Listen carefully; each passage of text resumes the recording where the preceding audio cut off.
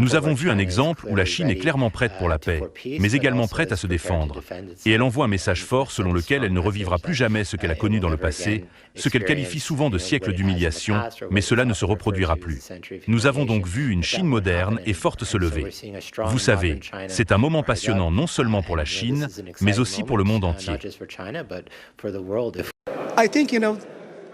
Je pense que, d'une manière générale, les pays en développement n'ont pas particulièrement voix au chapitre sur la scène internationale, même à l'ONU, où ils ne sont pas représentés.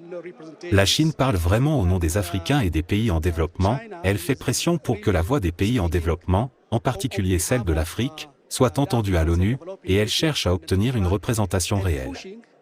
Cela fait également partie de la justice d'avoir le droit d'être voté dans une telle arène. Les commémorations du jour de la victoire en Chine ont également attiré l'attention des médias internationaux. De nombreux journalistes étrangers ont mis en avant la présentation des armes développées par la Chine.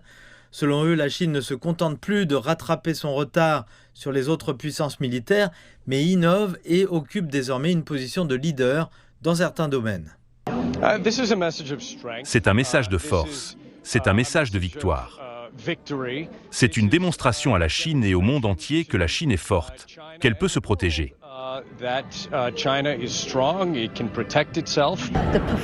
Le spectacle était absolument remarquable, tant par sa précision que par son exactitude, chaque pas, chaque mouvement de tête. Depuis les tribunes où nous nous trouvions, on pouvait littéralement sentir les vibrations lorsque les chars défilaient et que les avions survolaient nos têtes. Il y avait également des messages importants pour le reste du monde, dont le principal concernait la puissance chinoise, la capacité chinoise et l'ascendant chinois. Il s'agit d'une armée qui n'est pas seulement un suiveur ou un imitateur des technologies militaires occidentales de pointe, mais qui est un innovateur et un leader. Nous avons déjà vu ce que la Chine pouvait faire dans les domaines technologiques civils, comme l'énergie solaire ou les véhicules électriques. Nous sommes tous conscients des prouesses de la Chine dans ces domaines, aujourd'hui comme hier.